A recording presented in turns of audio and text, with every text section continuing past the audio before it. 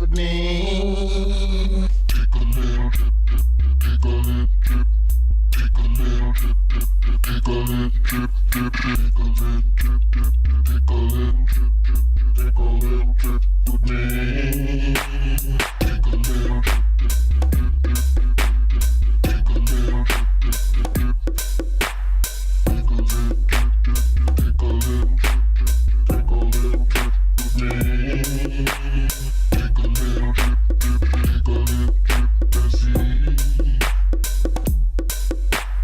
Take a little trip, take a little trip, take a little trip with me.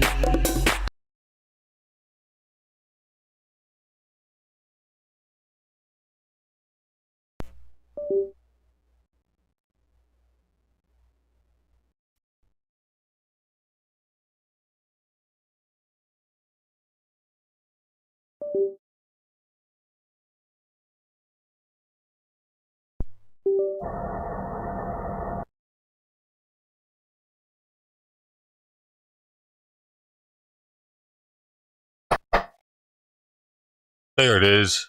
Hey, going on, everybody? Catman T, top of the morning to you too, man.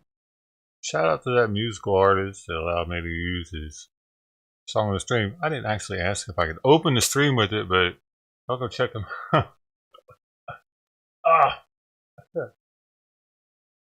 Hey, this is his link right here. That's the dude. That's the dude. The dude that made me song.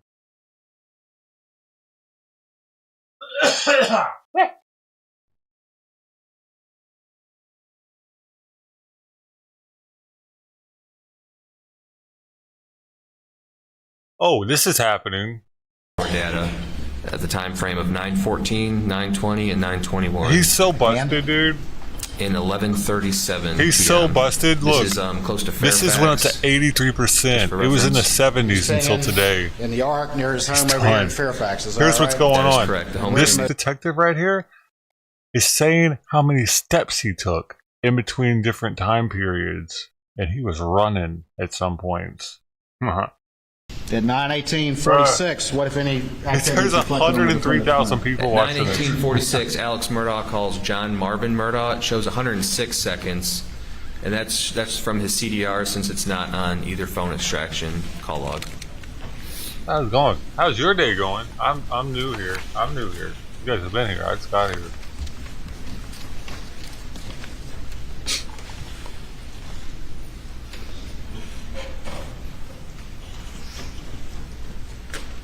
All right, we're on page 26 now. Tell the jury quickly what this map reflects. There's also going to be Verizon records from Alex Murdaugh's phone plotted. It's showing starting at 6:20:34 all the way to 9:46:35.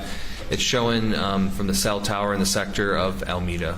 You said 6:24 or 9:20? I'm sorry, 9:20:34. What's going on? Roughly 20-minute period at Alameda. Roughly 20 minutes, correct. Did I do everything? I feel like I forgot something. Moving over to page 27, what is this map? This is just going to be a zoomed in picture from the previous one, just showing the same time frame, just showing a little bit more zoomed in from the cell tower in proximity to Alameda. At 9:20:34, what if anything happens on the defendant's phone? At this time, Chris Wilson calls Alex at 9:20:34. It shows for 131 seconds, and we got this data from his CDR since it does not show on either one of his extractions. And during that time, Claude CV row at 9:21:36 calls, but Alex does not answer it. And again, his phone was pinging back at his house in Fairfax at that time period, correct? That is correct. Catman, you're the only one that said anything this morning. Tell the jury Oh, what's God. happening with Alex's Suburban at It's this like point. drinking at night, So making me lose 21:22. community members or something? That's military What time. is It's it? going to be 9:22. What did I do now? Green is going to show vehicle movement, and blue is going to show transmission shifting.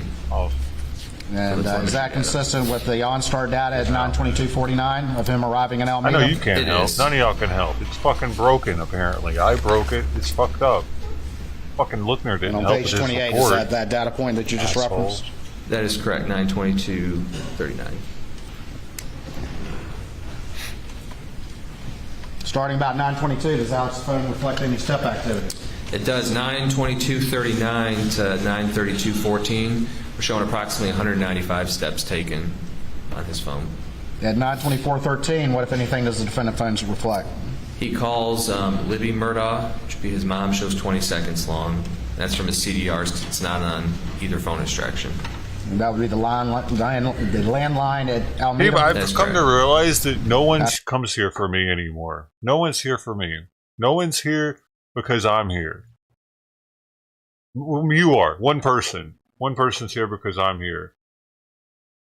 I appreciate you, man, but I'm coming to a realization that most of the people that come here only come here to watch hate-riddled violence, that kind of content. If I don't have that kind of content on here where they can hate someone, they don't want to watch it. And that's fucked, dude. That's fucked for my life.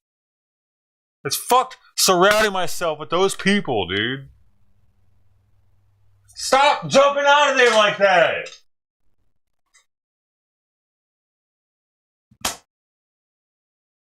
Fucking cat makes it a point to pull as many blinds as possible before he jumps out so it fucking crashes and makes a bunch of noise and shit. I just watch him do it. Now I know for sure he's doing it intentionally.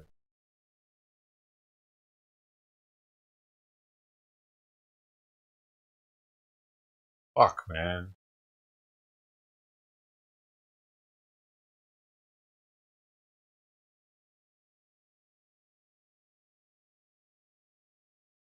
For the drinkies, it's 9:40 in the morning, man. See, this is what I'm talking about. I'm surrounding myself with people that want to watch me die.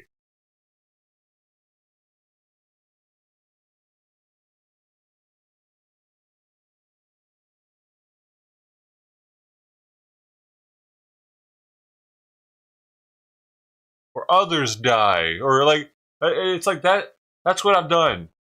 That's what having the George Floyd shit, my personality, whatever the case is, that's what I've gotten now. That's what most of this, the 4,000 something people that have subbed to this channel, they're assholes. Most of them are assholes. I've come to that conclusion.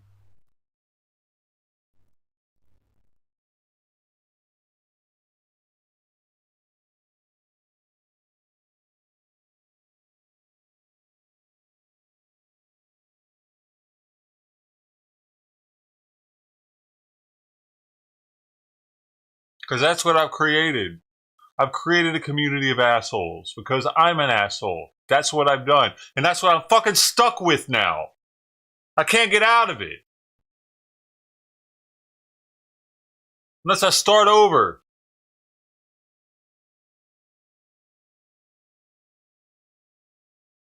Why do you think I unlisted hundreds of streams before? That's what was my attempt at starting over. That's the only way you can start over in this world, is deleting yourself. Otherwise, everything you've done in the past will be held against you forever on streaming.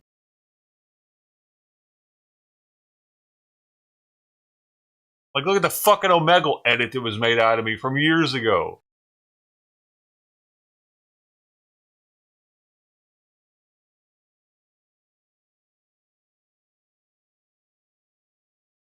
Making me out to be something I'm not even.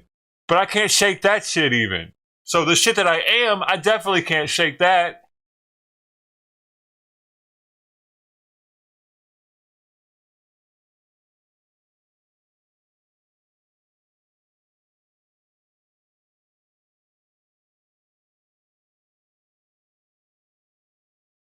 Yeah, sure, it might pick up when shit hits the fan, but what good is that, man? What good is that to have those people in my life that only want to see shit hit the fucking fan? I wish you would fucking slap on your face. I wish you would eat the shit, fuckhead. Fuck you. These fucking people suck. They literally only show up when shit's hitting the fan. And then they're like, ooh, content. Ooh, yay. Yay! Woohoo! Let's watch the shit hit the fan! Yay! Fucking losers, man. Actually, now that I'm thinking, it'd be different if they actually showed up and said good morning, like Bitcoin BW, like you, Catman T. But the people that don't, the people that only show up when shit's hitting the fan, I see you. I fucking know who you are. I see who the fuck you are. It's pretty obvious.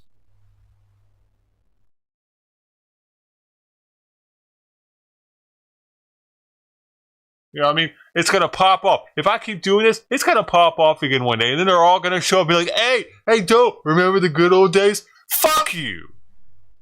You know what I mean? They'll pop back in. They're like, hey, remember the riots? Remember me from the riots? Fuck you. No, I don't remember you. I don't want to. Bye.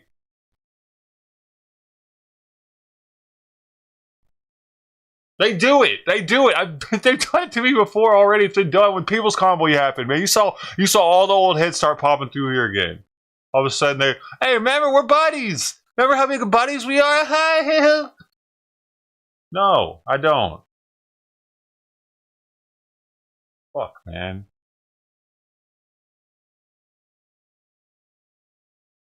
They literally donate. They donate for the attention that they get from chat. That too. That's another thing. Say there's 100 people in chat. They donate because chat sees them do it, and they get like a pat on the back from chat or something. But if it's empty here, I'm worthless. Does that make any fucking... Why do I only have worth when there's a bunch of people here? Because they're able to get the attention from it? The fuck did they do to deserve that? Because they showed up arbitrarily when I had a bunch of people here. Hey, I'm here. Here's $20. Hey, y'all, everybody loved me. I gave them $20. You know, like, what the fuck, man? It just doesn't make sense. I think a lot of people think I'm here every day for me. I'm here every day because I get so much out of this. I don't have to work, dude. You know what I'm saying? I don't have to do this at all.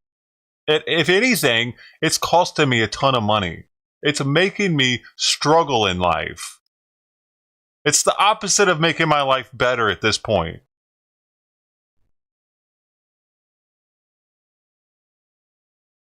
This shit's expensive, dude. For one. At the level I'm doing this at, it's not cheap. Most people couldn't.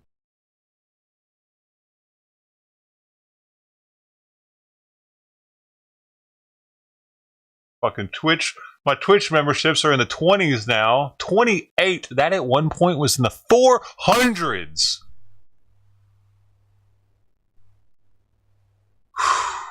Viewers are not friends? Bullshit. That's what I'm creating here. That's what I've tried to create. It says you are my family in the description. I'm not creating a viewer. I'm creating a community here. I have a Discord. I'm not a... Dude, fuck off, man. If you're not my friend, then fuck off. That's what I want here. I'm looking for friends. The community is supposed to be my friends, my family. You know, it's like, who are you? I don't know you, dude.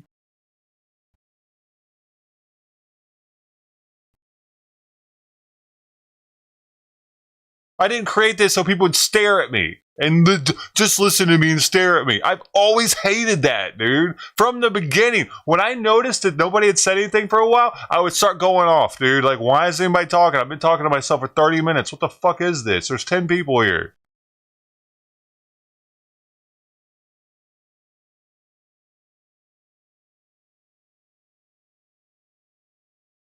It's people like that that thinks that's what I want.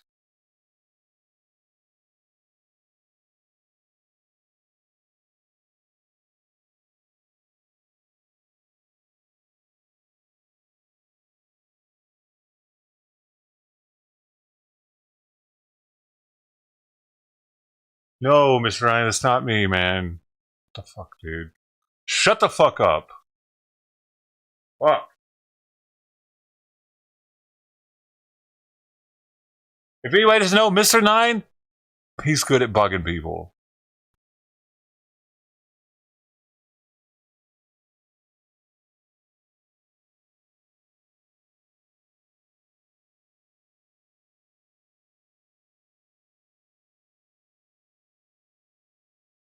Viewers are not your friends.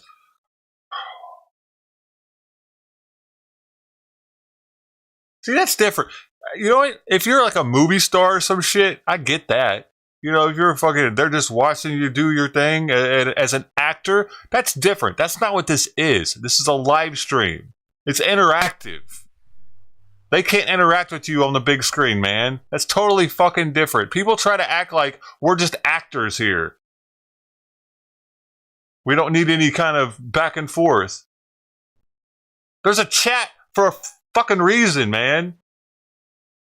If we're not supposed to become friends, why is it there? Just so you can talk shit to me?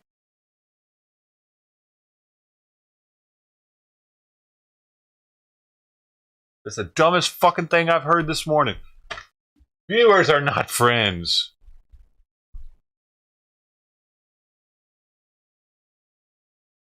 Seemingly so, lately.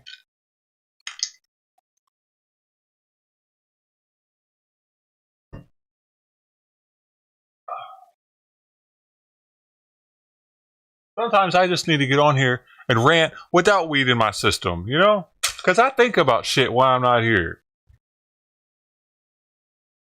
I'm in the shower thinking about shit too, man, just like you.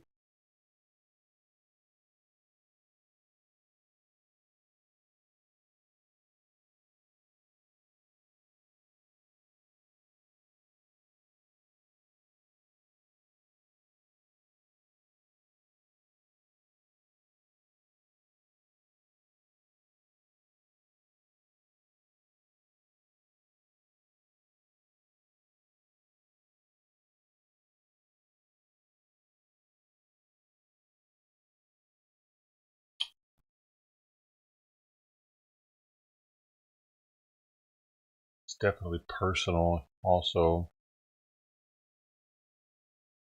Definitely personal. That's the point of these streams. They're supposed to be.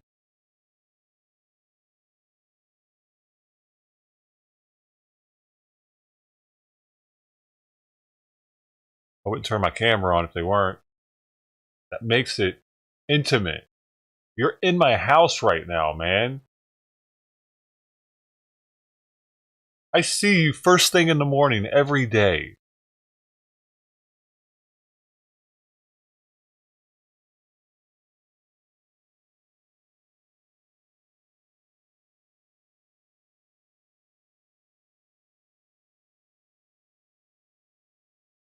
I'm supposed to be friends. Maybe if I were getting paid a shit ton of money and this were like a job, I'd just be like, and you weren't the ones, like, I don't know. It's like, dude, what kind of fucking comment is that, dude? How many people believe that like that are watching?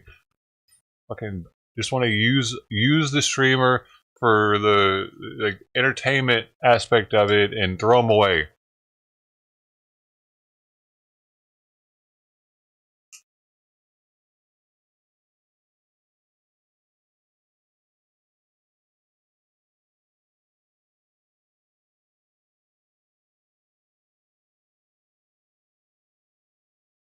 Did you send Christmas card to each of those?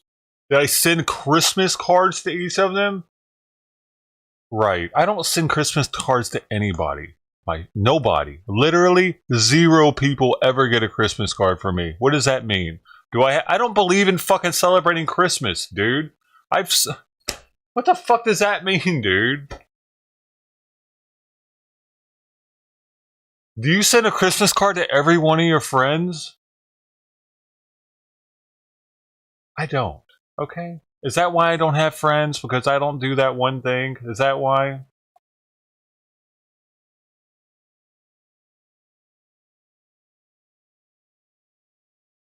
Bye, dude. Bye. I don't appreciate you trying to piss me off. So bye. I get it. Whatever. Then why are you still back here? Unsub from me, asshole. Unsub from me. Why do you keep coming back? And now you can't answer, and I don't give a shit. Now maybe you'll stop coming back. Because that's the thing. I don't want the subs. Delete the motherfucking subs, and then at least I know where I stand. I don't want the 4,600 subs if none of them are going to come here until shit's fucking crazy and the world's ending. Fuck off! Unsub already.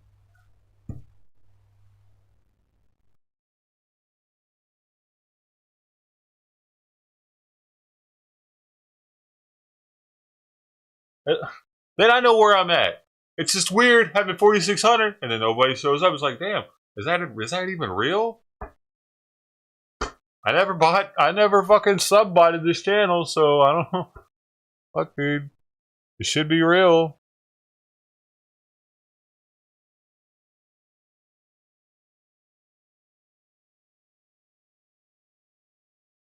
Hello.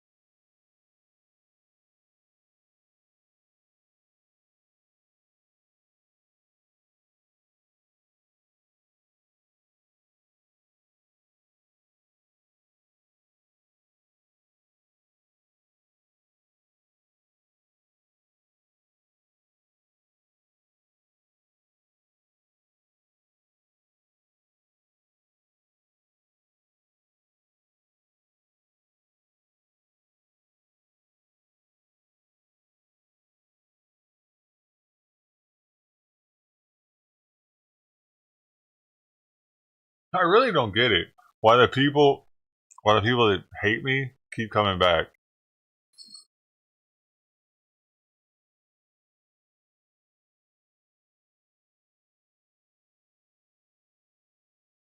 I don't do that. Unless I'm restreaming them, you know what I'm saying? And we're doing that whole thing. But like I don't go to people's streams that I don't like, dude. Ever. And like I said, unless we're doing our thing and talking shit and we're trying to put them on Front Street for some shit or whatever. But like that's what I don't get. They just coming through here just to talk shit. Like, what is that? What the fuck is that, dude?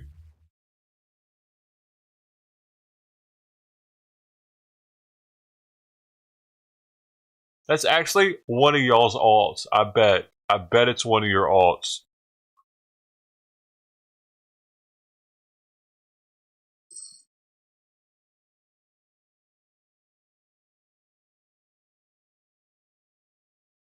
Probably.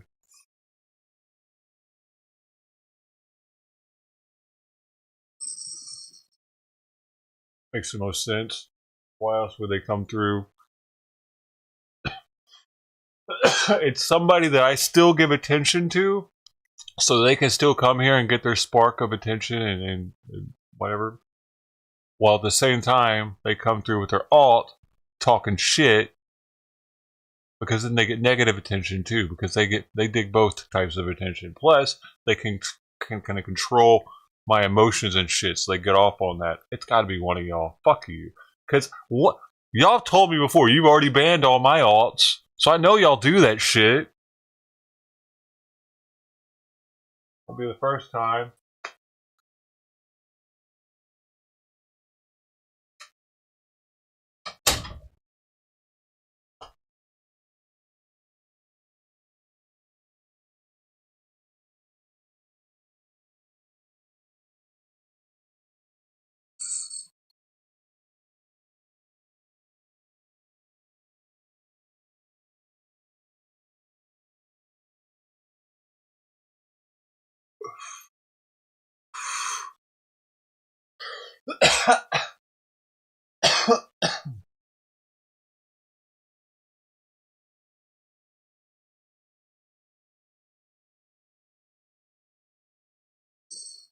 What happened?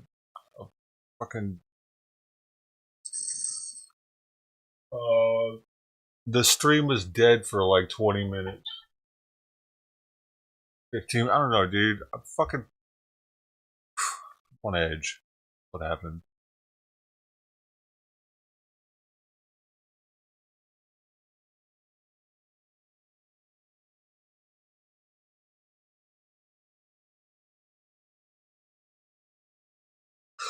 And I got fucking rubber bands in my ass. Fuck.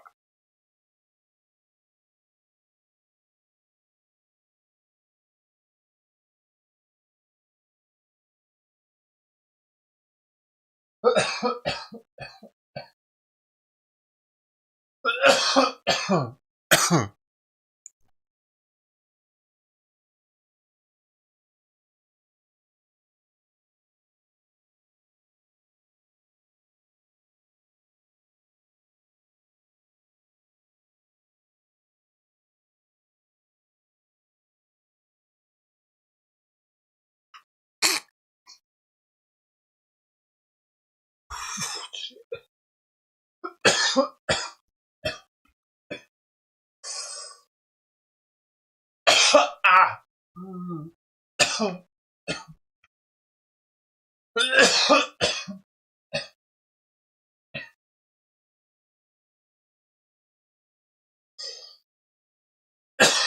I had to try. I had to pop my chest also, so that fucking puts me in a pretty bad mood when my chest is feeling all fucked up. And my headset's broken. The other one.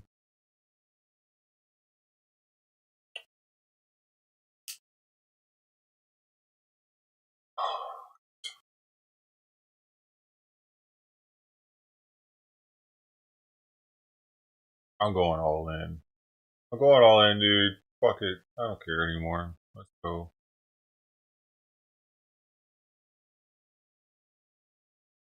Back on to the other side.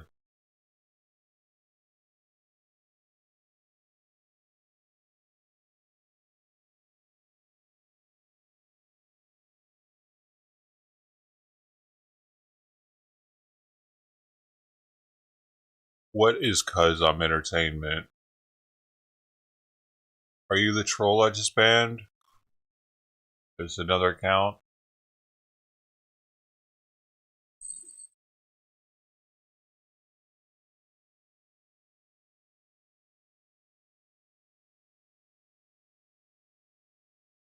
You're trying to get under my skin, I can tell. Making me out to be just entertainment. I know that's not true for everybody, but I know it's probably true for a lot of the people on YouTube, and I was just saying that when I first got on.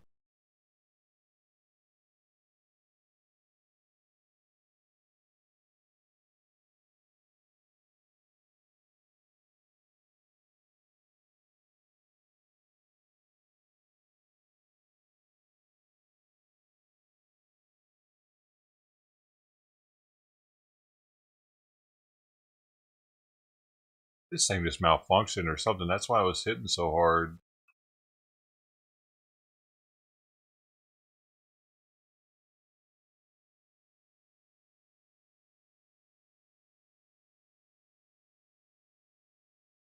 God, this is barely even hitting now at max temp.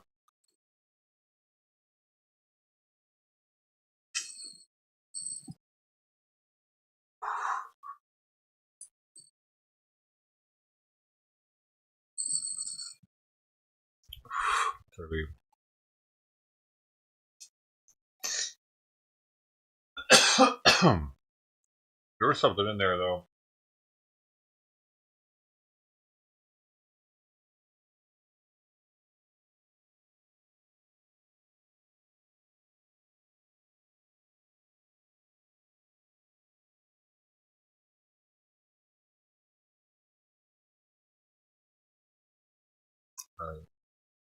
What's entertaining about it? Because you like to see someone's like pissed off or something? Why do you like to see someone pissed off?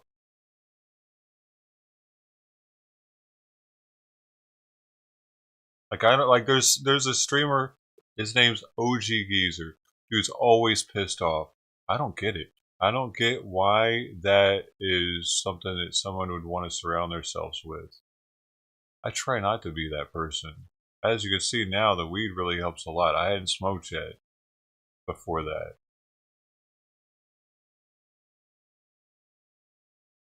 Whatever.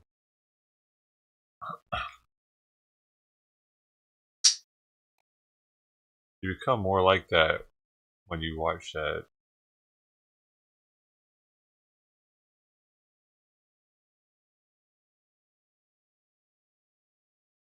It's not smart.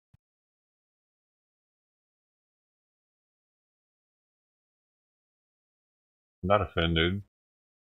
I'm sad for you because you don't know any better, apparently.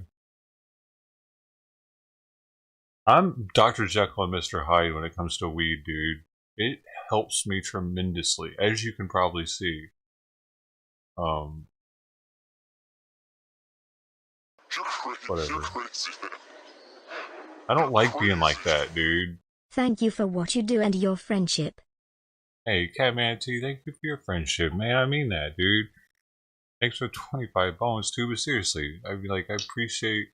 Remember when you first hit me up about your website and stuff, and like we've had our emails back and forth talking about personal stuff. Like, I don't know, I guess a lot of people don't really understand that. Like, if people reach out to me, I just don't reach out to people to talk to them very much because whatever reason, I don't know, man.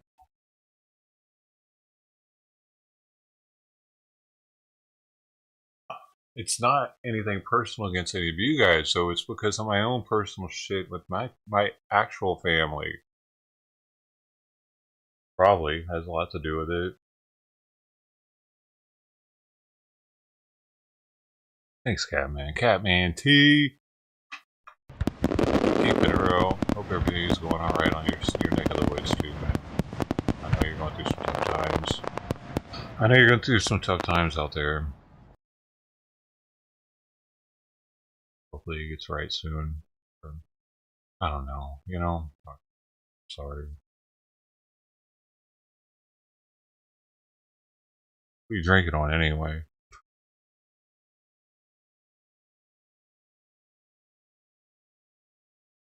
Rick Rolls? Who's that?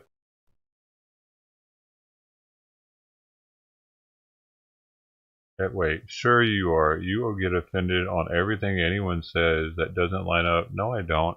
Before I smoke weed, I probably do. I might. I have issues, dude, and I take medication. I definitely have psychiatric issues that I am seen for by a professional. Okay. And like,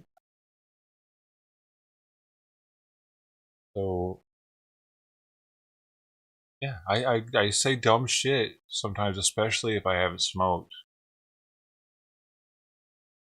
Or it's been a long time since I smoked or something. Like, it's, I don't know, dude. It's, hey, people can look at that however they want. Fuck it.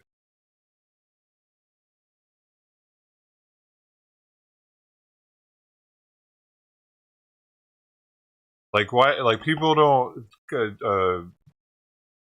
like, if someone has a broken leg, they don't fault them for it. But if someone has a broken brain, they do.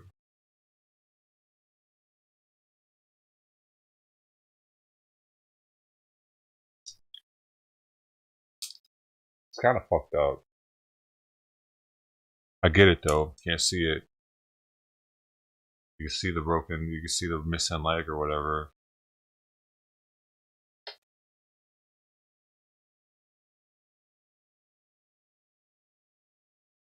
I knew that was a dude that I just banned. It's so easy, dude.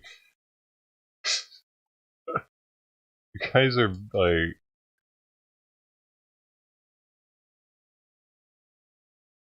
non-stop. You just stay the same, don't you? Okay. See, now you're trying to trigger me with words. You retracted it, like I didn't see it.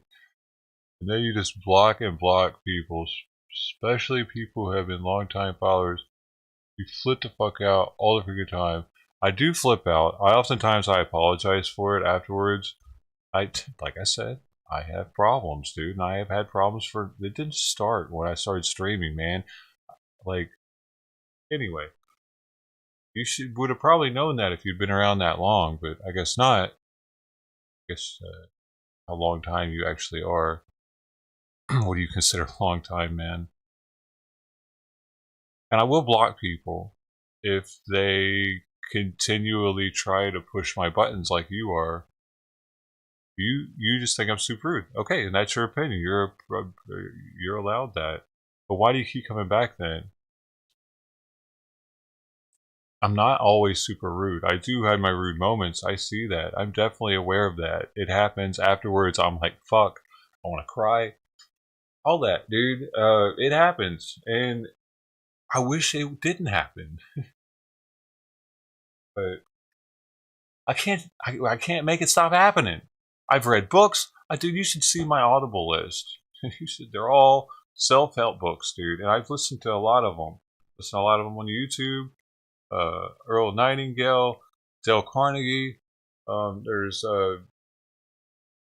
dude, I can't think of all the other names, dude. I've listened to so many, man. I really have. And it's not like I'm not this way. I don't go off on people the way I do because I enjoy it. Because I wake up in the morning thinking, fuck yeah, let's go off on people. It and then I'm just like, what is happening? Pretty much. But I have to smoke, dude. For some reason, I have to smoke. I don't know why. I don't know why my endocannabinoid system needs that to happen. Where I can be calm.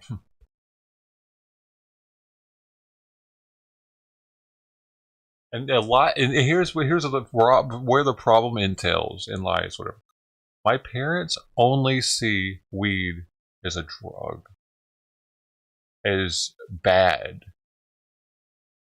The pills, that's okay. The weed, bad. The state I came from, the entire motherfucking state, bad. No medicinal use whatsoever. They're barely even letting CBD in. So, I'm kind of out here, just kind of lost, man.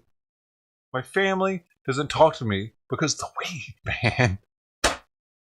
Pretty much. That's like that's their main thing, I think, is the weed. At least that's what my mom's all about.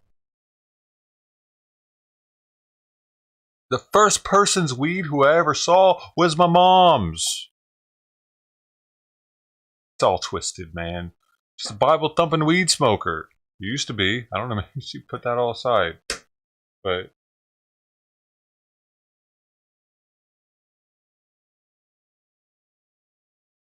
so I tried to make this my family.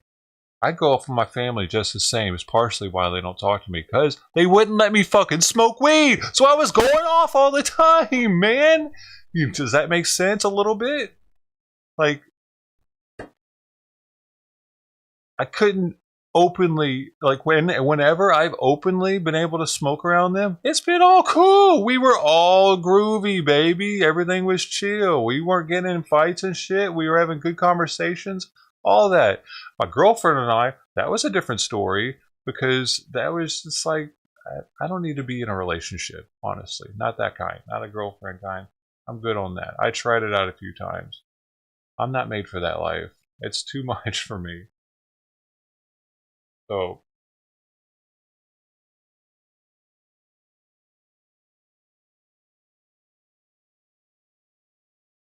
hey, Pink.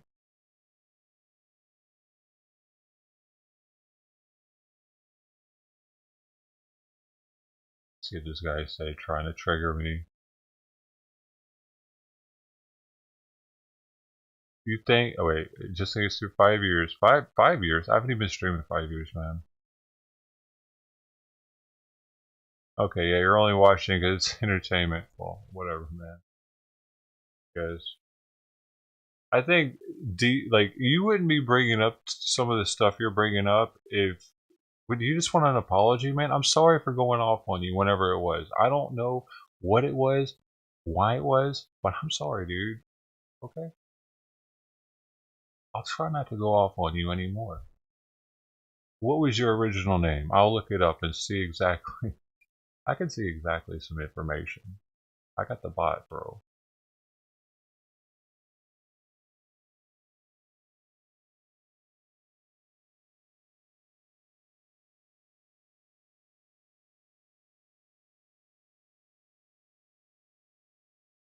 I can see how many hours you put on in each different name even. I can add them up for you. um, I can't do that though. Like, you show the people how much time you put in. I could combine them all into one. That way you can have them all in one name.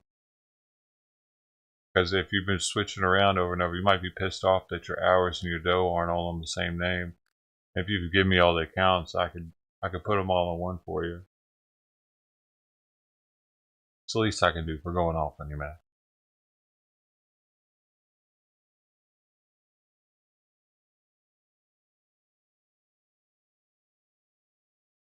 And I owe you 25,000 no cap, man. Dude, don't let me forget about donos and dough over here, because it doesn't do it the same, y'all. On Twitch, I don't have to do anything because it does it all for me. But YouTube is a little more hands-on.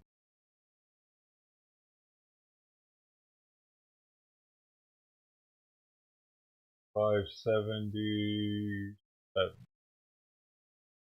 So 50.77. Go.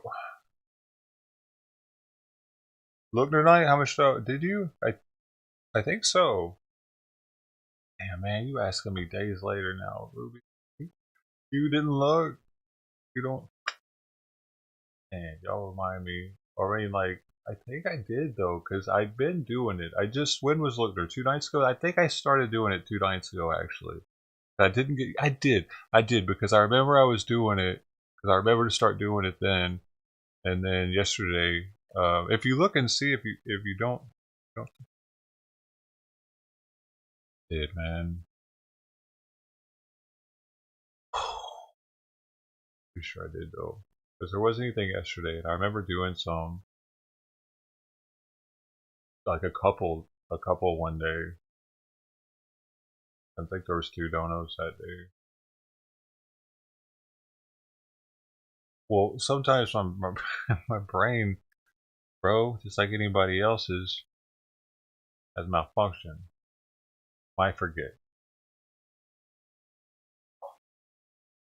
Especially, I'm coming back from Twitch, man, and I'm trying to get back into the groove of what happens on YouTube. What I would have to do over here. Am I forgetting anything else we used to do? The bot's super slow too. I've reached out. Does it look right? I reached out to their Discord and they didn't have any answers for me. Pretty much it's on YouTube's end, they're trying to say, I guess.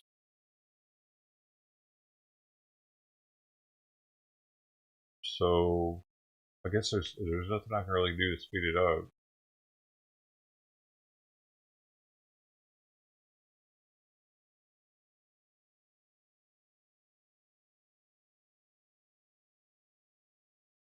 Yeah. It's so slow though. My bad. Did you get them names together, dude? Go.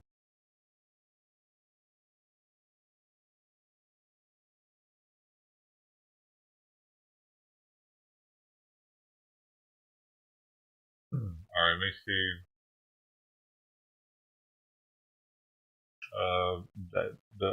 I don't know, the White House lady's gonna be talking again. Did anything new happen?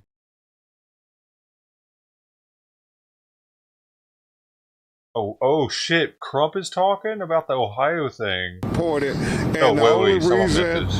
that they thought it was important, and I think it's important to speak to it, so they will quit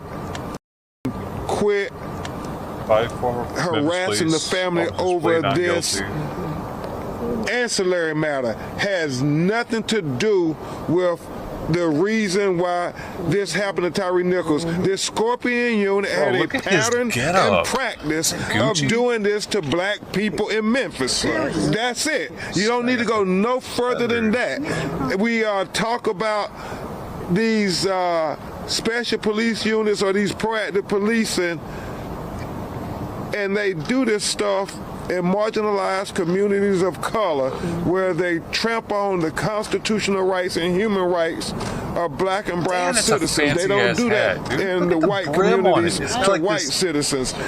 That is why Tyree Nichols was killed, because of this excessive force policing of black citizens. Thank you. Mr. President, I live in the city of Memphis. A lot of Memphis. And that was the reaction there from earlier this morning to the five former police officers there in Memphis pleading not guilty. And second-degree murder in Tennessee is considered a Class A felony punishable by up to 15 to 60 years in prison. Of course, we always got you covered right here on Live Now from Fox. The next court date for these former officers is in the beginning of May. That will be another status hearing before a potential trial comes up. We are going to take a quick 2-minute break. As you can see, we are moments away from a White House briefing. They're so done, man, because word on the street is it was because of that dude sleeping with one of the cops' wife. They were having an affair. And they legit were just pulling that dude over to either beat him up or plant something on him and arrest him. That's what Real Brother said, and he's from Memphis too. That's crazy, ain't it? Sperm information. What are we doing? What? Was that real? Are they talking about sperm for real? Why? Why was sperm on the screen? Did anybody else see that? Did I miss something this morning?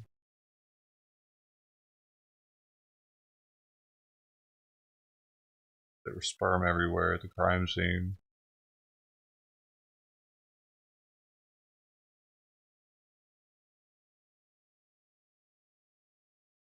To the woman. One of the cops sent photos of him to... Oh, right. Yeah, to show that they kicked his ass or something. That's what it was. Yeah, that's crazy. Like to brag about it. Sheesh. Bro, what was he thinking, man? Like, dude, they wilding out there in Memphis. The cops getting wild. Like, it's one thing to just beat the dude for nothing, pretty much. And then, because how they rushed up on him like that and told him to get out of the car and shit. And it's crazy. He wouldn't even do anything wrong. Like, I would freak out too, man. Fuck, dude. And then they're going to think that they're going to get away with sending a picture and bragging about it? That's just like, whoa, what the... How would anyone think that that woman isn't going to be like, the show with somebody, internal affairs, like, they're bragging about kicking his ass. And then he dies? Done. Right? They gotta be done. At least that dude's done.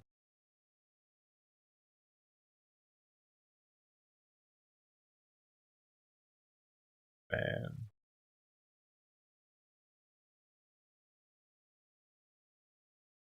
I can't even really imagine being a black cop in Memphis, dude. You know they'd all be looking at you fucked up. You know what I'm saying? So, because the Memphis police force, we looked into it. But by the way, Memphis is like 65, 75% black or something. It might be even higher than that. Um, but the police force is actually like 80% white. You know what I mean? So the black people of Memphis are going to be looking at the black cops as Uncle Toms, as I'm seeing it. Like they're fucking traitors, pretty much. So they got to go full on police cop, but they got to they got to full on police officer. They're not going to be. They're going to be just like the white cops to the black people. I'm feeling.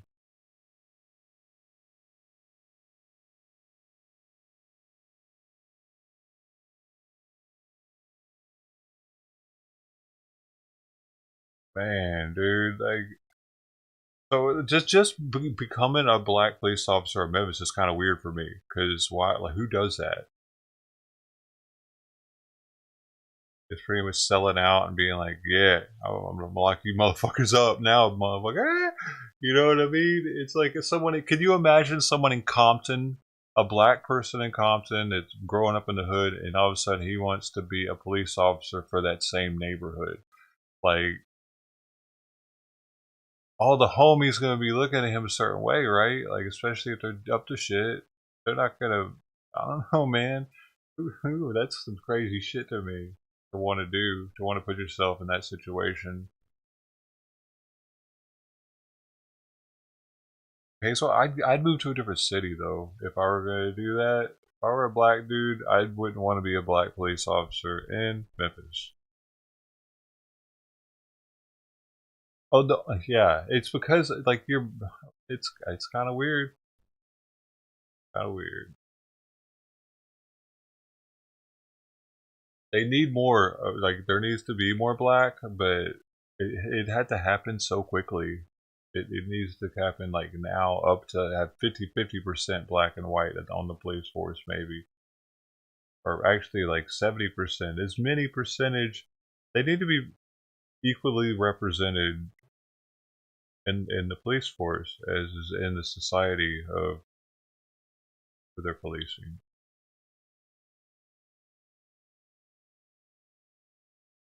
Like you're not going to go to Germany and have a bunch of Swedish immigrants policing the streets, or Mexico and have a bunch of Americans policing the streets.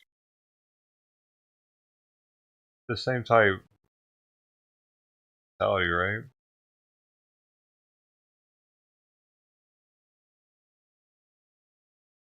Peterbilt.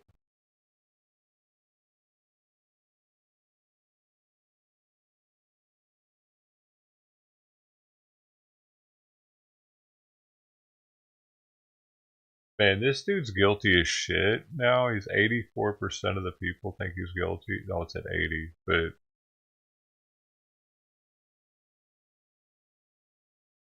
by the way, you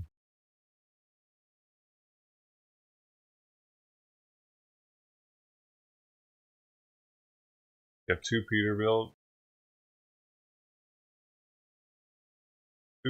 accounts, right?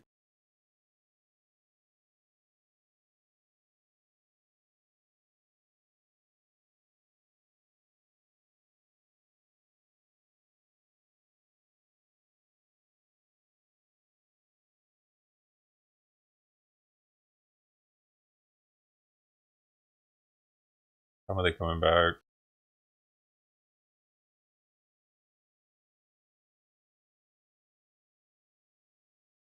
Long time. Oh my gosh.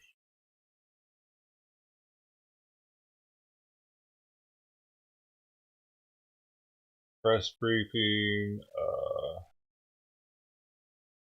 Deadly crash.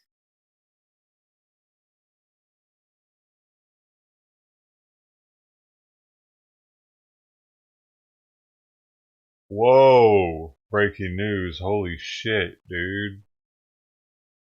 Wow. Challenges with communication. Acclaimed actor Bruce Willis has been diagnosed with frontotemporal dementia, his family shared on Thursday. This comes after Willis announced he was stepping away from his decades-long career after he was initially diagnosed with aphasia in 2022. Damn. Man. No more Bruce Willis movies. That's it. Yippee-ki-yay, motherfucker. Damn, man. Damn, I wonder why. What causes that? How old is he, dude? Man. This frontotemporal, what's the difference? Regular dimension. I'm looking this up. Damn, that sucks, dude. Frontotemporal dementia with Parkinsonism can be an inherited disease caused by a tau genetic variant. Is that the same thing? It added this Parkinsonism. I don't know if that's the same thing with that added shit. The 7 stages of frontotemporal dementia. See what happens. 7 mild cognitive changes. Man, we lost Bruce Willis! 12 Monkeys! Oh, shit. Early stage frontotemporal dementia is very, very subtle in the majority of cases. Many people, and even those close to them, do not recognize any particular symptoms. Gotta stand up. Ah!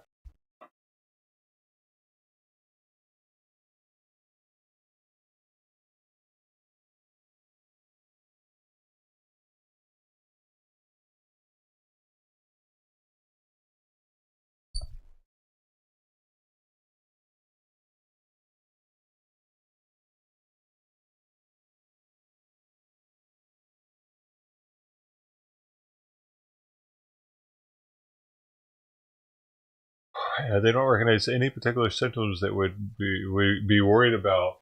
That being said, some mild cognitive changes may occur in the form of unusual actions or antisocial behavior, and people may also demonstrate issues with speech or put sentences together correctly,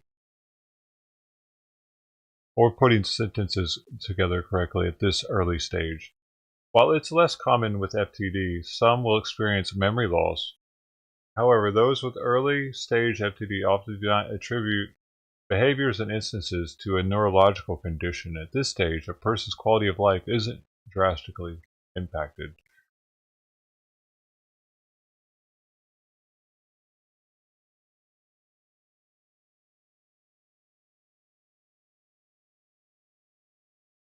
They will. Are you thinking about being a cop in Mexico, Lou? I think you should go for it. Changes in behavior and sharpness. The second stage of FTD is still very early in the condition's progression and may only display mild changes. As with lots of diseases, they affect the behaviors and nuances of a person's personality. Most wouldn't attribute it to a medical issue. As people get older, it's not uncommon for them to stumble over their words, struggle with phrases, or even forget things, so dementia in all forms can be difficult to pick up in the early stages. And if you do, lion's mane mushrooms, look into it, get the extract. I know the perfect place to get the extract. Early stages, probably best to start on it. You know what I mean? Definitely. Actually, definitely. It's scientifically, they've done studies on it, man. There's one place you can get stuff from that is third-party tested to have the amount of active compounds in it. And Orveda, I think is what it is. I can get it if you need it. Okay. However, those close to someone with FTD may well notice subtleties in their behavior and overall sharpness.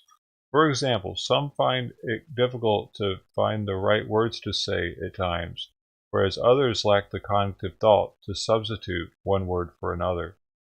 While this may be frustrating and worrying, such difficulties at an early stage, if noticed, can be crucial in recognizing FTD.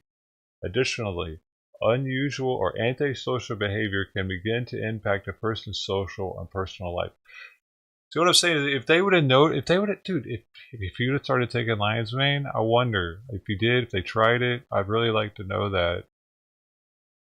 Man. Or if maybe now he can still start on it. Maybe he is, man.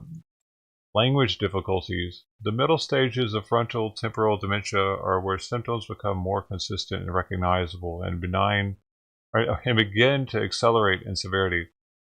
Those with FTD may also develop more substantial language variants at this stage.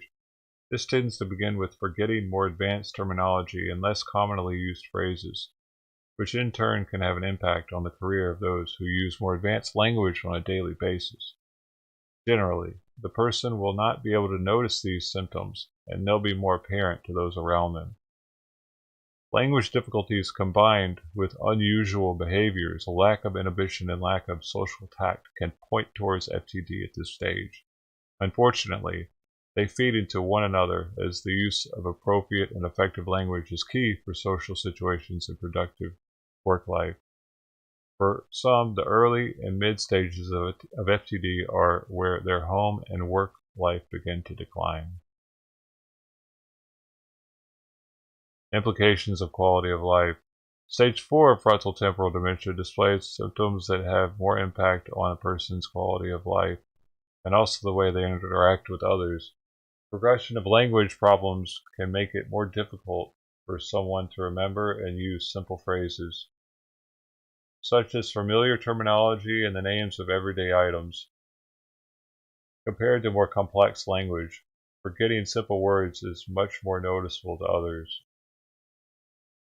Some FTD patients begin to display more typical dementia symptoms at this stage, such as forgetfulness and difficulty with everyday tasks.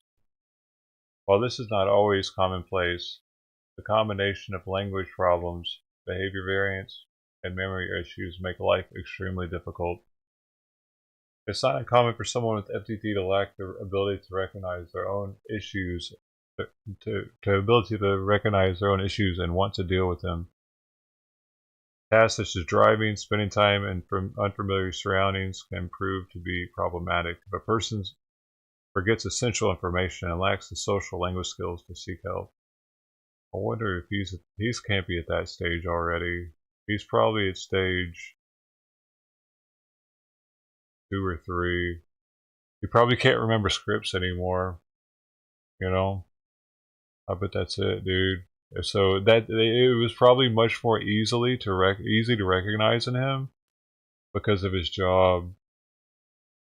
He can't remember how to act as the same. Man, fuck, that's gotta be so horrible to know. Like he knows it's happening. You know, he's not retarded to the fact or ignorant to it.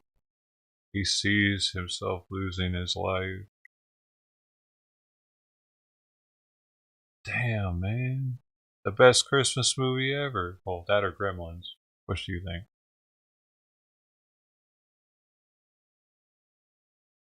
So he's next going to have personality changes, mood swings, memory deterioration, and severe cognitive impairment, decline of health. So I guess eventually it's not fatal on its own, it says. It can lead to increased risk of illness. Somehow.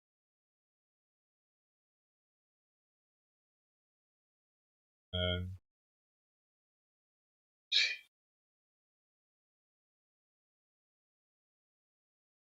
that's a pretty bad one. Yeah.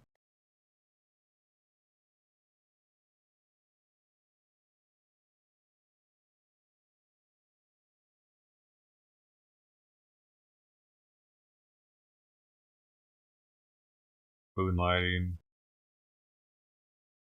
Is that a movie? Oh, is that a show? It sounds familiar.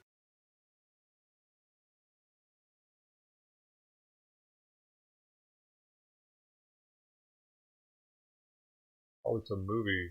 Oh, no, it is a show. 5 seasons. Dang, 5 seasons in 85. Dang.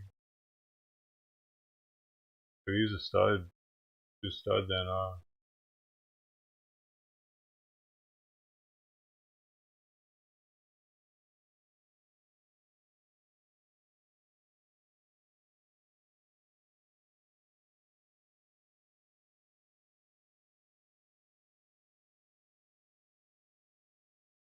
Oh, so this is why he got his job as for Die Hard. This is why he got scripted for Die Hard. Because I bet this character acts a lot like that character. Dude, Sybil Shepherd was in it. She had a house in Memphis.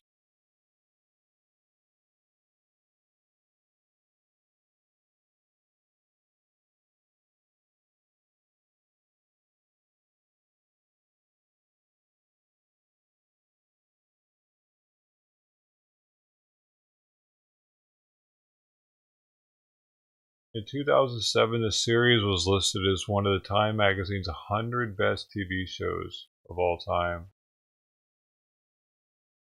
And the relationship between the character David and Maddie was included in TV Guide's list of the best TV couples of all time.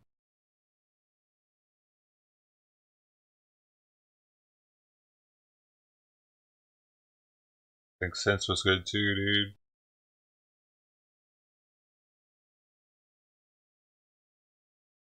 Yup.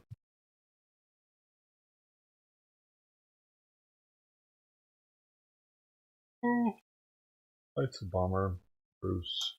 Not for anybody that's got to go through that, them and the family. It's got to be rough. Losing your friend like that.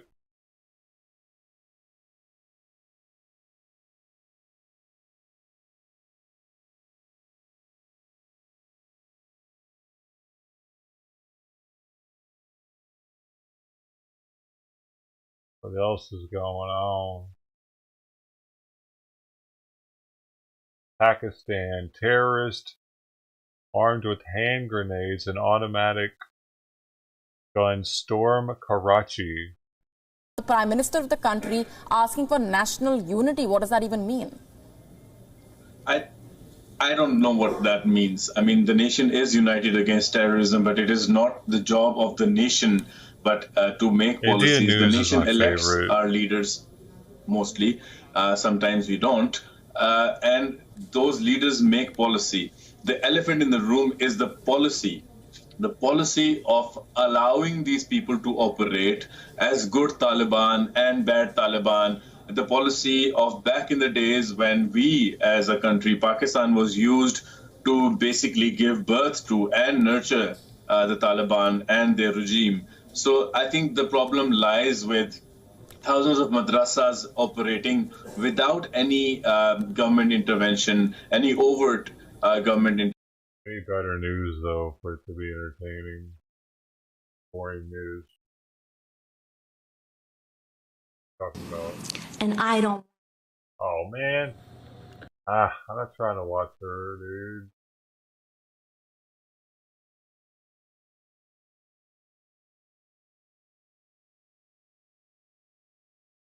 The White House briefing is happening. If you want to watch her be bullshit.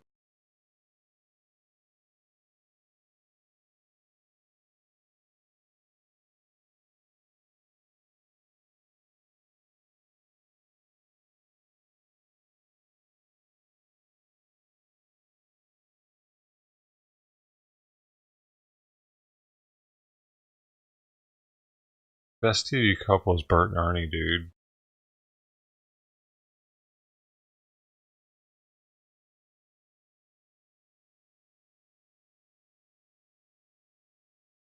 Yeah.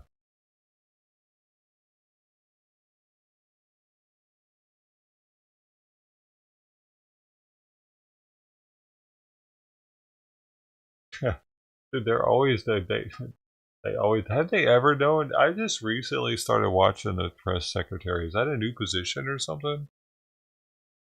Because I don't feel like I used to watch that ever. They have that every day now. I don't know. Feels like it's new. I'm looking at it.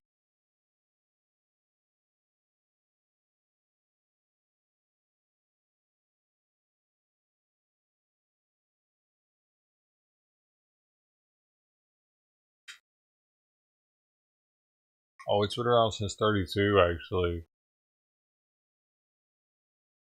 When President Roosevelt won the presidency in 1932, he chose Early to be his secretary responsible for handling the press, or as the role was becoming known, the press secretary.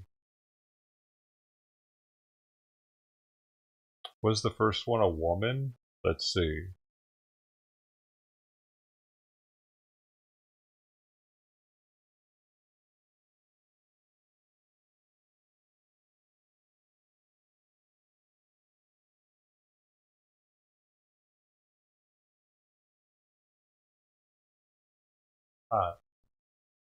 Hard to find on the Wikipedia page.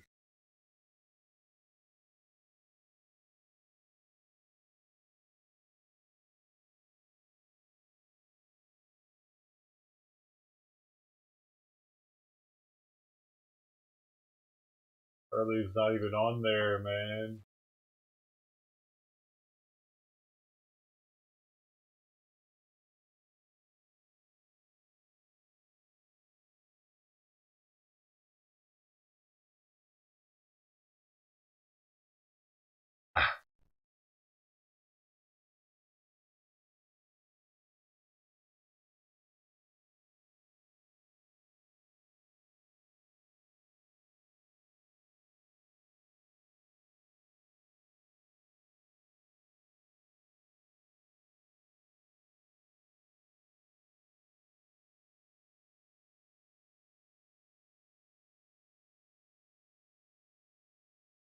It's just way better with her new hair. Because, man, god dang it, I had it. I was looking at it, and then you're gonna.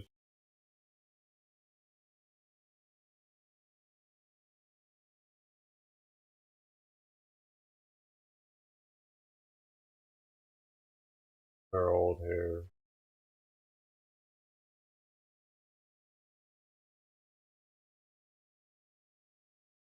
Was this guy talking? President Macron of France. Tomorrow, the Vice President will deliver a keynote address about our support for Ukraine and the atrocities. I don't know. Give Ukraine more money, man. That's all it boils down to. And what about here? Check this out. What about these victims in Ohio? You know what they're telling these people? That they can get a hotel room and they'll get reimbursed for it later. Meanwhile, we were putting immigrants in hotels on Billionaire Row in New York. Well, I think they might have gotten evicted by now, but it's just like, what is going on, man? Why are we sending our money to Ukraine? We got all kinds of shit happening here now. Are they helping us with anything? What does Ukraine help us with? Our trade with them can't be that much, dude. We're probably trading more with them than they are us. What do we need from Ukraine?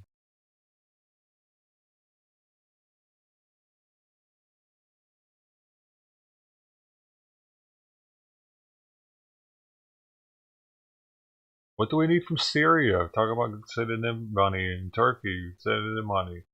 Dude, people die. You know what I mean? And they rebuild their own civilizations. They don't depend on someone on the other side of the planet to rebuild their civilization for them, dude. This is the natural order of things. It's how it's been done for millennia.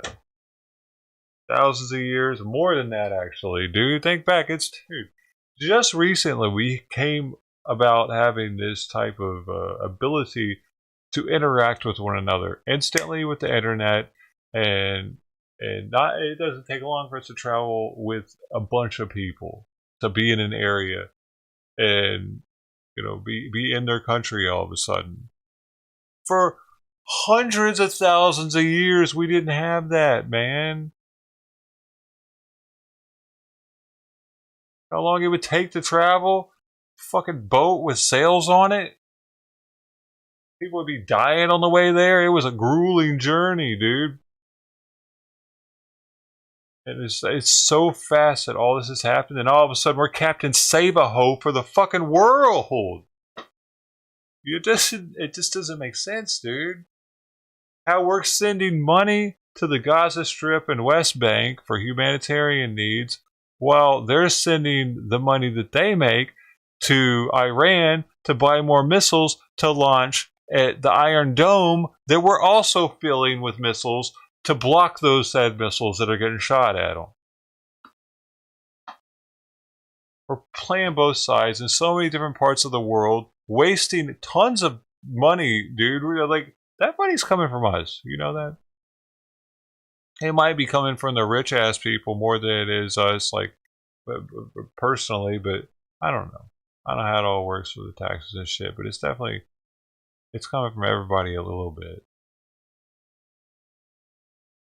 Especially homeowners. I'm feeling homeowners like are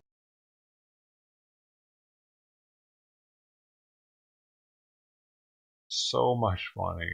And then we have a defense budget that's bigger than the next 9 countries combined. And we couldn't take pictures of those objects? We could take a picture of a quarter from outer space. We couldn't take pictures of those objects, dude, to let us know, to ease our concerns. We can't fix our railway system in Ohio. Have you seen those rails, dude? Dude, they're all jacked up. The train is shimmying and shaking while it's going down the wooded area. It's just like, whoa. Why aren't they fixing it? Why isn't the government paying for that, subsidizing that, so that we don't have shit like this? Is the biggest natural disaster we've caused in the history of us keeping records. I think it's the biggest we've ever caused ever. That one in Ohio, dude. Ever in the history of America.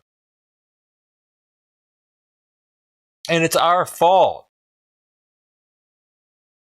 It's everybody's fault, man, for letting that system letting our infrastructure get dilapidated. Is it the railway system's fault? Who's supposed to be keeping track of that shit? Someone. Hey. But the people, too, at the same time, the people had to have known those railways look like that for a long time. Why weren't there lobbyists in the government for that? Why weren't they lobbying to fix that? What are they like? They're trying to just they're more worried about some really stupid shit here, like transgender bathrooms. That 1% of the population, less than 1% of our population, is tying up so much fucking time in our government, dude, that they should be talking about other things that are much more important and killing people. Like, look how many people's pets died from that shit in Ohio, dude. Can you imagine if both of your pets had just died and now you don't have a house to live in? You got, like, bro. Those people are going. What about Ferguson? Was it Ferguson, the place where their water system was all fucked up? Like, what the fuck's the EPA doing? They're supposed to be checking all this shit, aren't they? Where was that water issue at? Was that Ferguson? Anyway, I'm talking about. Everybody knows they had black shit coming out of their sinks.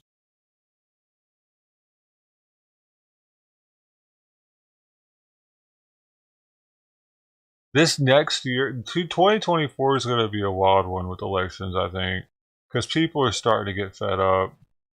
They're seeing what the media is trying to do with control everything that's being put on Front Street with Twitter and how that was actually controlled by the FBI. People are becoming privy to what's happening. More and more people are watching Tim Pool. They can't stop him. He's a runaway freight train, dude.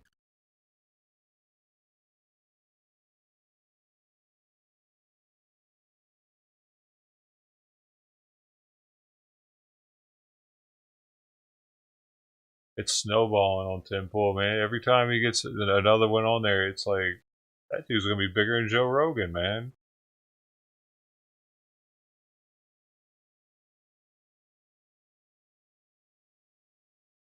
It's because he ain't holding back. Joe still has to hold back. He's still kind of in on it, you know? He's in the system. He does comedy tours and like he rubs shoulders with actors, and Tim Pool, he ain't that. So he gets to just he doesn't have much of a filter. He was like, Joe Rogan was the precursor to Tim Pool. They showed Tim kind of like what he was capable of. Now he's running with it. A lot of people don't like him. Yeah, Joe kind of. I appreciate Joe, dude, for what he is, because he gets people on that Tim wouldn't. No, they wouldn't go on Tim's show. You know, it gets knowledge out there that wouldn't be had normally. The communication, you know, starts the conversation at least. And maybe they'll go on Tim later, but I heard Tim had a tranny on last night. How was that? Hey, What Costs America did it first, bro. Never forget it. In his kitchen.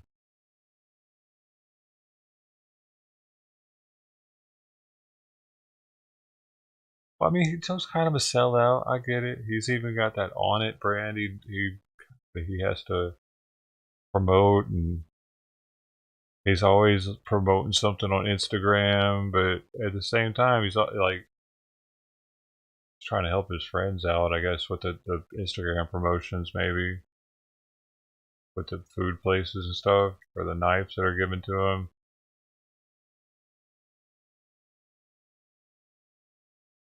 It's also, I don't know, I think it's somewhat of a different dynamic of Joe because he has kids and he's older. Tim doesn't have kids yet. He doesn't have to worry about anything he says affecting his kid's life and how people will treat his kid. Right?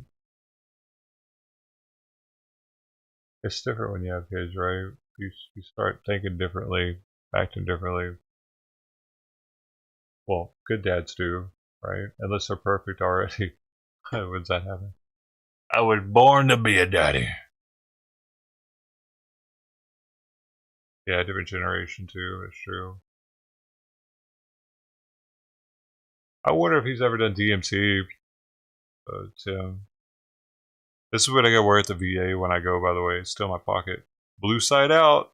I finally started to remember. I can't ever tell where this bendy thing is, so I always put it on upside down, and I have to switch it once I get inside the hospital. Where are these though?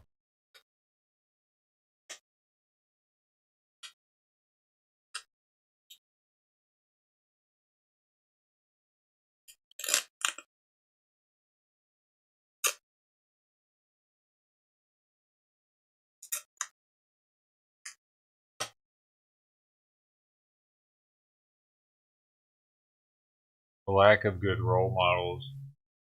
What? Well, shouldn't the parents be the good role models? Saying the parents aren't good role models anymore. Well, I am seeing that a lot, and I don't know if it's just because social media allows it to be seen more because people are uploading their stupid videos of being bad parents or teaching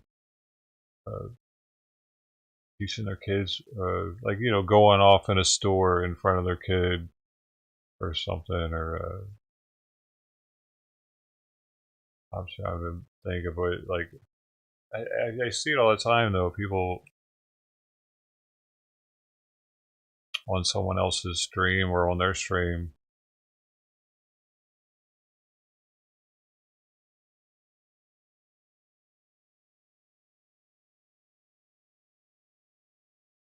Parents are too busy now too though, because it's so expensive to live. They're working 2 jobs, burn the candle on both ends, getting home pissed off probably, stressed out. Kids have to make dinner for themselves.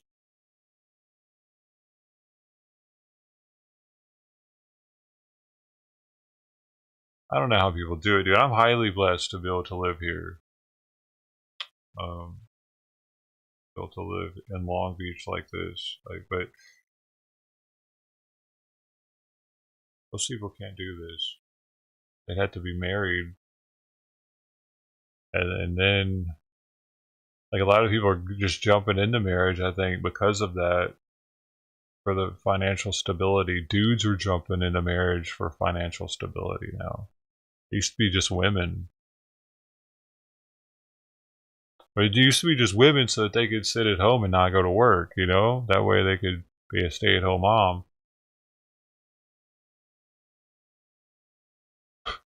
But no, now not only does the woman have to work for like to help her, like, but it's also for helping him too.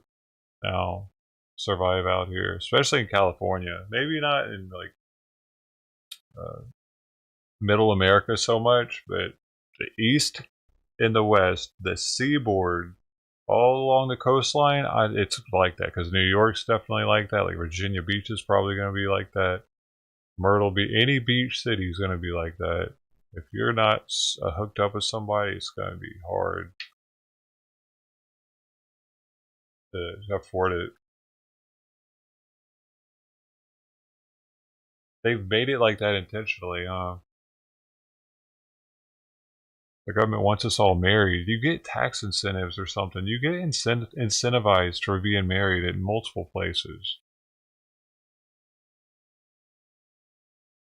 How do they want us married so badly?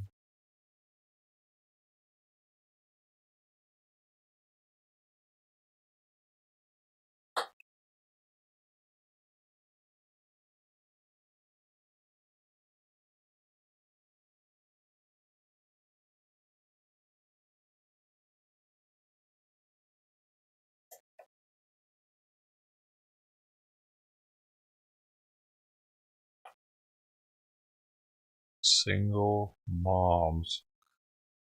Huh. Well, that's easy to make.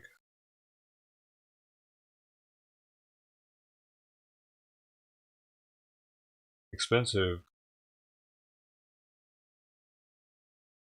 Whew, that's a long commitment right there. Damn, that would suck, dude. Being the father of a, like, you know what I'm saying? You have to, oh, that would suck. Like, the kid lives with the mom, and you having to deal with all that for 18 years, and you got to pay for it.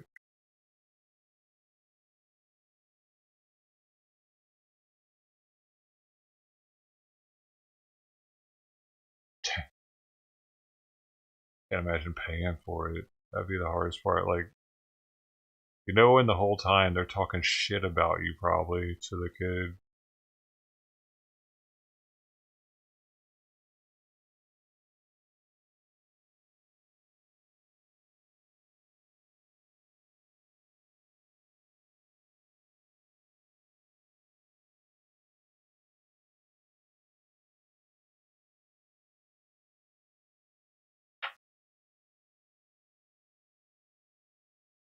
Well, single moms or Democrat. Oh, okay. Take it backwards, gotcha.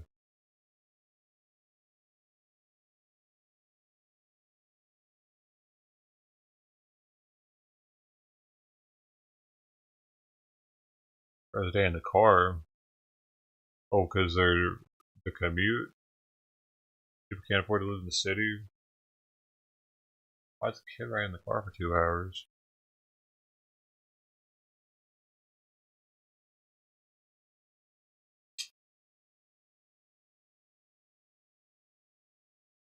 Yo, Lou Sasso with the double, triple, 600 hours.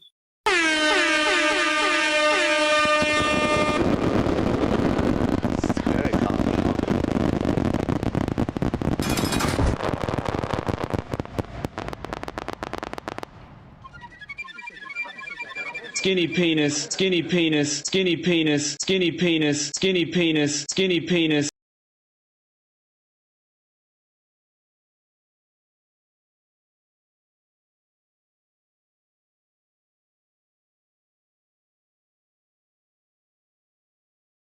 What? 5 hours. What's happening? Why does it say 5 hours?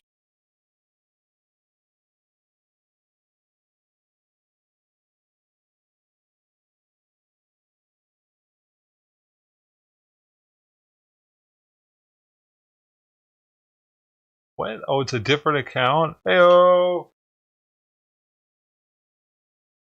Got a new booty.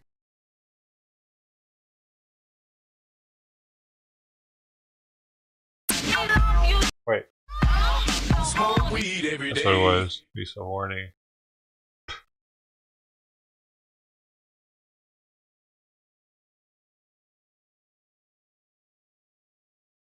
$600 hours. Thanks, man. Thanks for being here. All the way from Australia!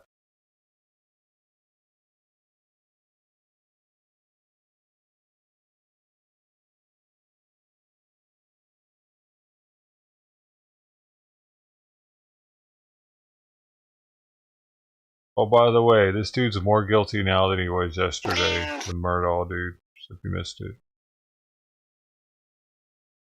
I gotta sit down now again.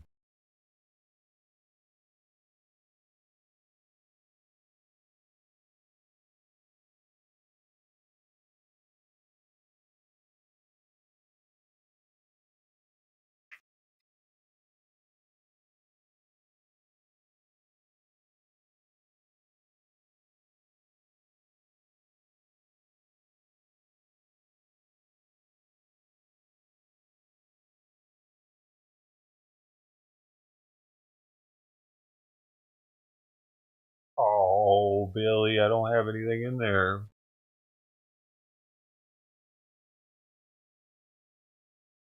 Earlier, that's why I have an extra count.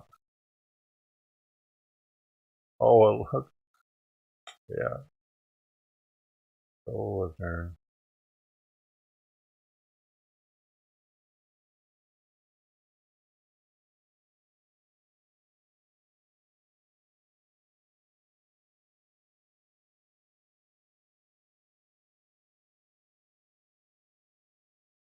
Let's see if I missed anything you guys said. Yo, I got bands in my ass. I got bands in my ass. I got bands in my ass. Oh, I could turn that into something though. Got bands in my ass. I'm so rich. I'm an ass.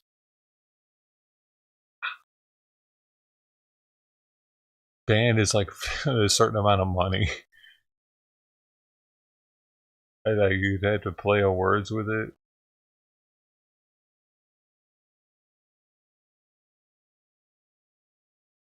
You ain't living until you got bands put in your ass, bro. You know? That's what I'm saying. You don't know what it's like. You don't know how awesome it is.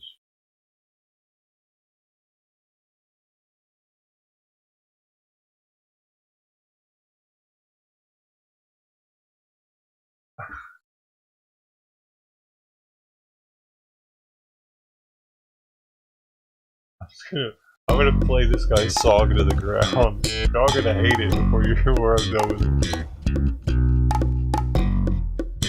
All else fails, pop on the lowrider. So I'm gonna go get some more herb. Because I haven't broken my fast yet. I'm still fasting, bro.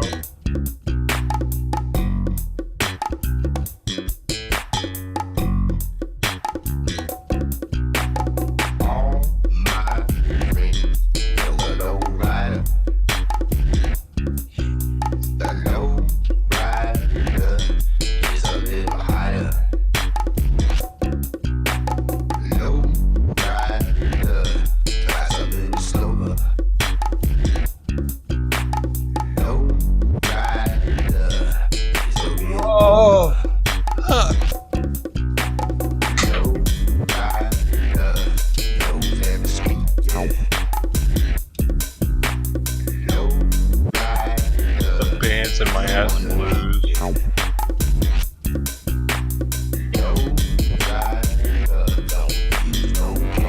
I gotta have to heat this up, bro.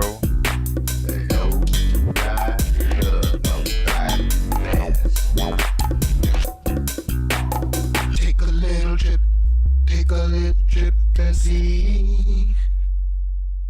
Hey, oh, by the way, you need this guy's link to check out his other music. You know what I'm saying? In case you want to do that, I met him on a Discord.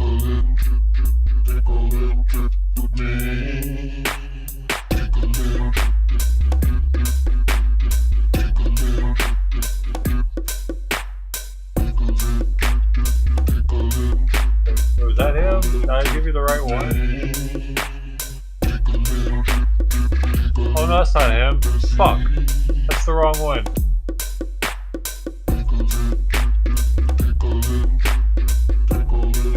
Delete that one. I don't know who that is.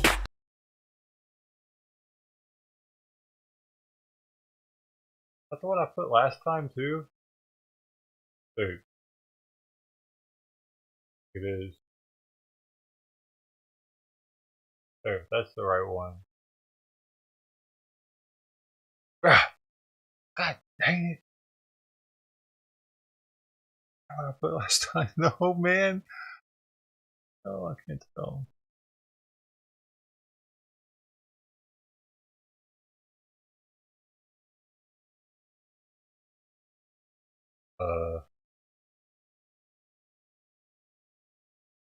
So, oh, I got art list in the game too. I'm just going to throw some art list on while we wait on something.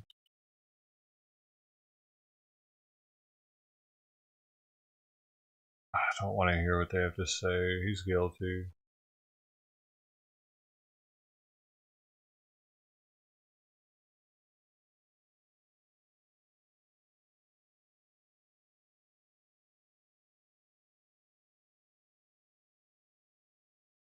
This is the art. This is what art list is. Here, I think this works.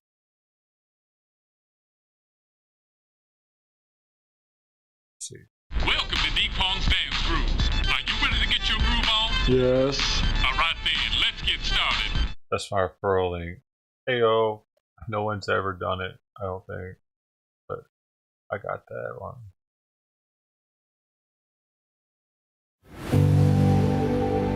And I might get copyrighted on Facebook. Oh man, I gotta change. I forgot. I can't. It doesn't work correctly on Firefox.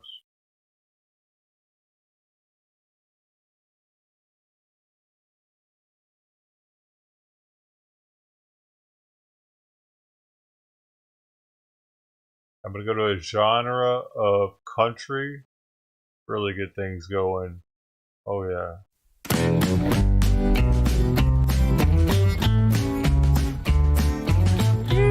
Oh, this might not be a good song.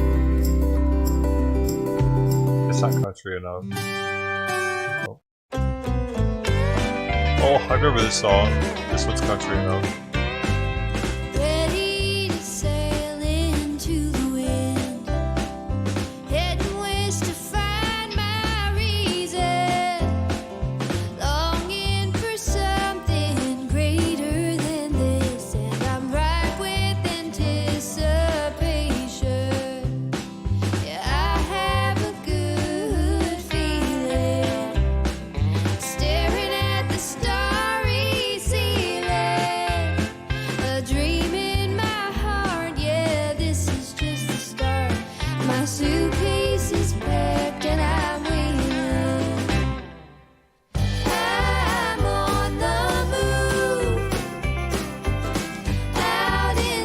Hello everybody on D-Live.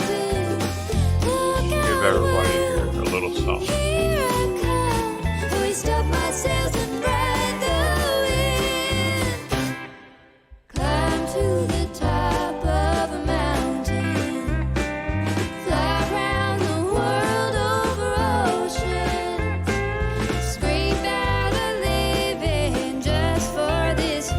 Oh my gosh, I lost 2 of you.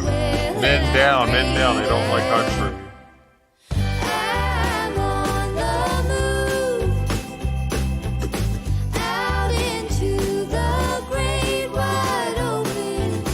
I thought this was a decent song for being on our list. You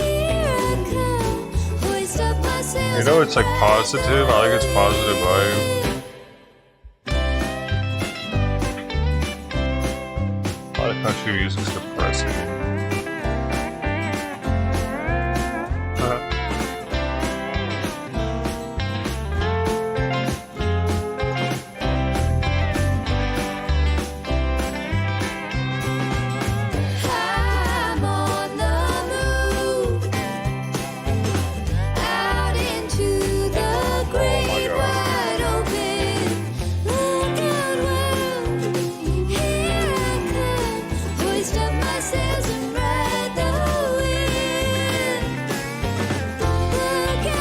There was nobody there.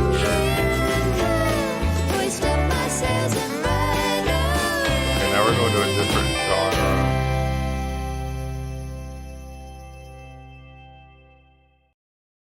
Go to corporate. Let's listen to some corporate music.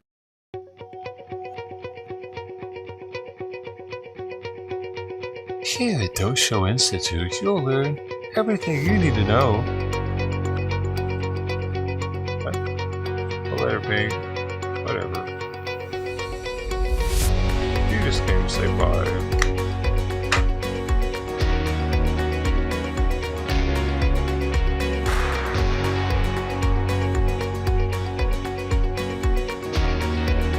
That's fine. Still though, I did say we're all Trump towers.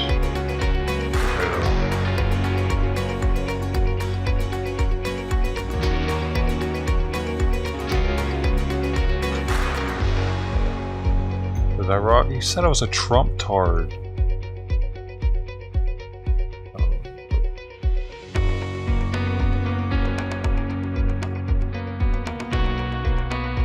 Hey, fights. What? I don't represent Trump at all.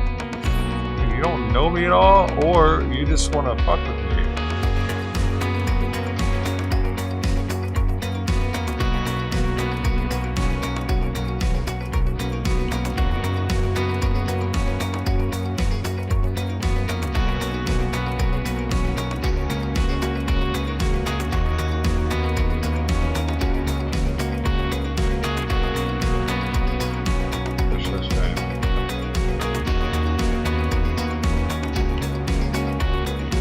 You said women run the world on my last video. Something like that. What is that?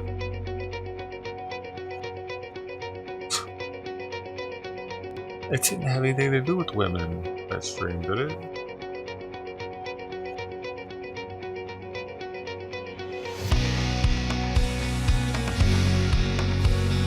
They don't run the world either. That's not true. We let them think that. That makes them feel better, so that they don't revolt and stay in their place.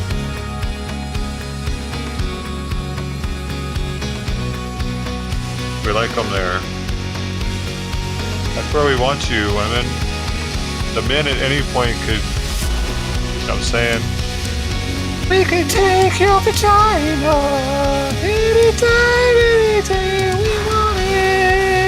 We used to as cavemen. You wanna go with the caveman days, lady? See who's running the world. You think because we got technology, y'all run it? What if all the power went out? Y'all be fucked real fast, dude. Pop, pop, real fast. Oh my god, you couldn't call 911? Ladies wouldn't be running shit. I can tell you that with all certainty.